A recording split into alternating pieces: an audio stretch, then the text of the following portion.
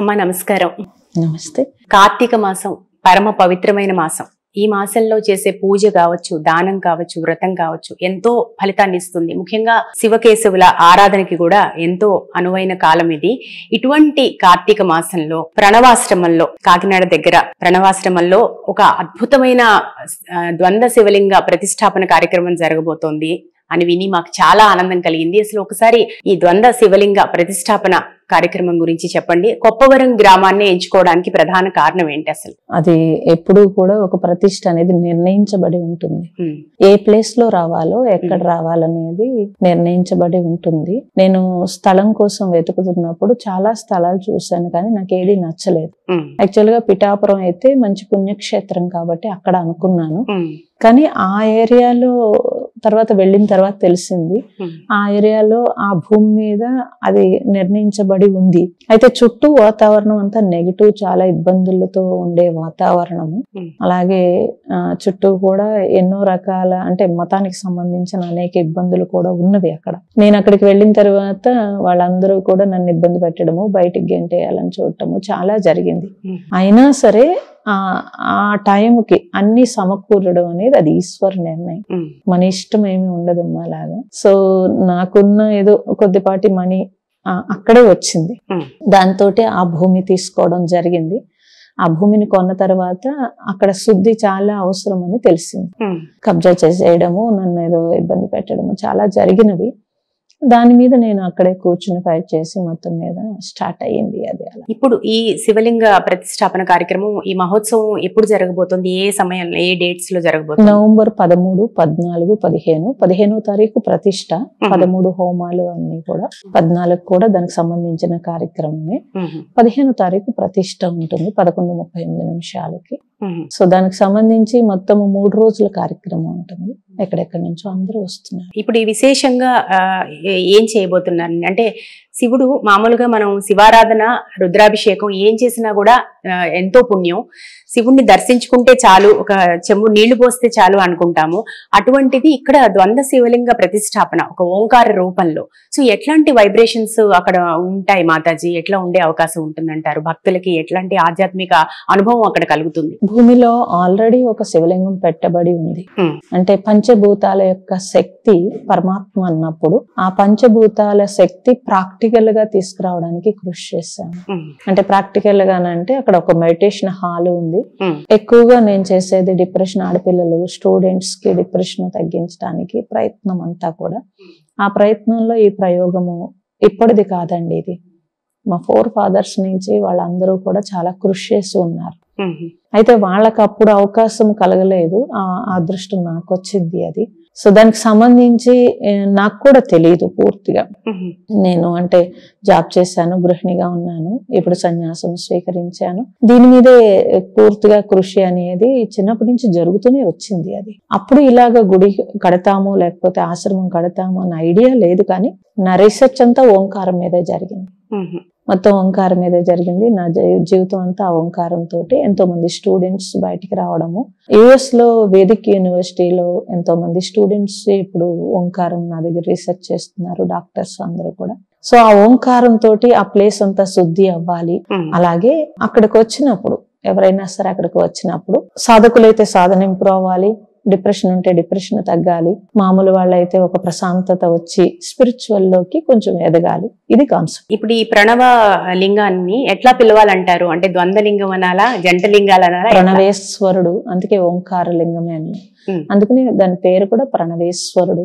ప్రణవాశ్రమం. ప్రణవం అంటే ఓంకారము, ఆశ్రమం అంటే ఏదో ఓల్డేజ్ హోమ్ లాగా లేకపోతే ప్రశాంతంగా ఉండడానికి అని కాదు కాన్సెప్ట్. ఇక్కడ ఓంకారాన్ని ఆశ్రయించడం, ఆశ్రమం అంటే ఆశ్రయించుట అని అర్థము. ఓంకారాన్ని మీరు ఆశ్రయించడానికి అంటే ఓంకార సాధన కోసం అక్కడికి వస్తున్నారు అని అర్థము. అయితే అక్కడ ఉండే ఎవరైతే అధిష్టానము, మేము ఉండం కదండి, మనము మనుషులు ఎన్ని రోజులు ఉంటాము, కానీ ఆ ఆశ్రమానికి ఏదైతే అధిష్టానం ఉందో ఆయన కూడా ప్రణవేశ్వరుడు అనే పేరు పెట్టాము. సో ఆ ప్రణవేశ్వరుడు యొక్క మహోత్సవం అని ఎందుకంటున్నామంటే, ఆల్రెడీ భూమిలో ప్రతిష్ట ఒకటి ఉంది, ఆ పైన పెడుతున్నాం కాబట్టి అది మహోత్సవం అనడం జరుగుతోంది. పంచభూతాల యొక్క ఎనర్జీ క్యాప్చర్ చేయడానికి అక్కడ ఒక ప్రయోగం జరిగింది. అంటే భూమి నుంచి వచ్చే ఎనర్జీ అలాగే ఆకాశం నుంచి వచ్చే సూర్యకిరణాలు, చంద్రకిరణాలు అన్ని కూడా లోపలికి వచ్చేటట్టు వచ్చి కరెక్ట్ గా శివలింగం మీద పడితే ఆ శివలింగం నుంచి రిఫ్లెక్షన్ హాల్లోకి రావడానికి అనేది అక్కడ చూస్తేనే అర్థమవుతుంది.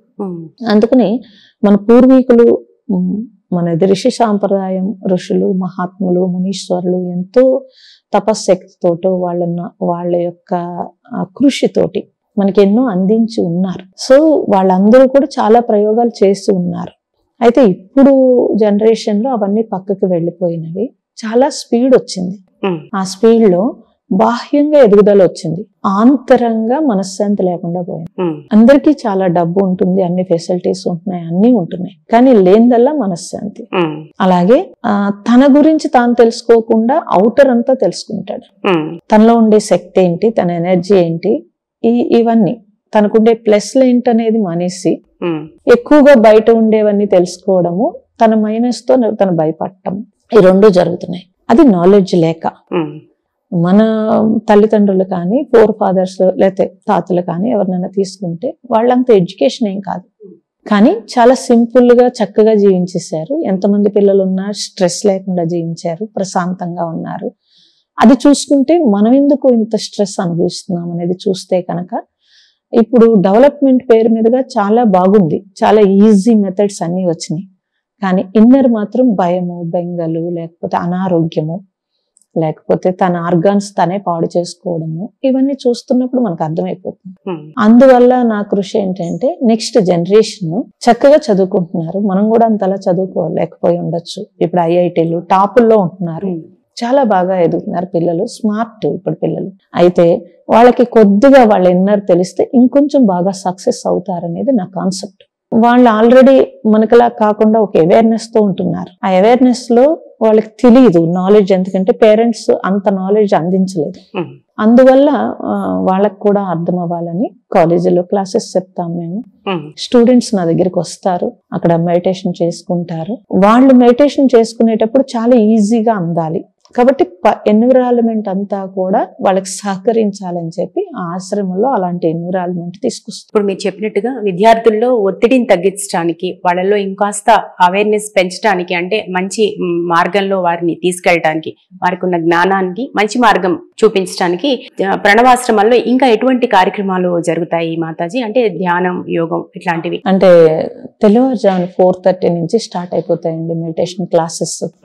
సో తెల్లవారుజామున వచ్చేవాళ్ళు తెల్లవారుజామున వస్తారు. తర్వాత మధ్యలో కూడా ఆన్లైన్ క్లాసెస్ ఉంటుంది. అలాగే ఇప్పటి వరకు కన్స్ట్రక్షన్ కొంచెం బిజీగా ఉండి ఆపేము. నెక్స్ట్ జనవరి నుంచి స్టూడెంట్స్ కి ప్రత్యేకంగా క్లాసెస్ ఏర్పాటు ఉంటుంది. ఇన్ని సంవత్సరాలు 30 years నుంచి నేను హౌస్ లో కూడా మెడిటేషన్ హాల్స్ అవి ఉన్నది. అప్పుడు కూడా స్టూడెంట్స్ కి సండేస్ అవి క్లాసెస్ చెప్పేవాళ్ళము. ఇప్పుడు అవుట్ సైడ్ కాలేజీలకు వెళ్ళి చెప్తున్నాను. ఆశ్రమంలో కంపల్సరీ క్లాసెస్ ఉంటాయండి. సండే అయితే స్పెషల్ క్లాస్ ఉంటుంది, monthly 1 day Sunday full day ఉంటుంది. అన్ని ఎక్కువగా సండేసే ఉంటాయి, ఎందుకంటే జాబ్స్ వాళ్ళకి, స్టూడెంట్స్ కి ఎక్కువగా ఎడ్యుకేషన్ పీపులే ఉంటారు నా దగ్గర. అందువల్ల అలా సండేస్ పెట్టడం జరిగింది. ఒట్టప్పుడు మామూలు గృహిణులకి వీళ్ళకైతే ఆన్లైన్ క్లాసెస్ ఉంటుంది, జూమ్ లో ఆన్లైన్ క్లాసెస్ జరుగుతుంది. ఆశ్రమంలో పూర్ పీపుల్ కి గ్రోసరీలు ఇవ్వడము, లేకపోతే ఎవరినైనా ఆదుకోవడము, తర్వాత డిప్రెషన్ ఆడపిల్లలు ఎవరైనా ఉంటే వాళ్ళకి కొద్దిగా షెల్టర్ ఇచ్చి వాళ్ళని చూడడము, ఇవన్నీ జరుగుతూనే ఉంటాయి. సాధకులకి సాధన చేసుకోవడానికి.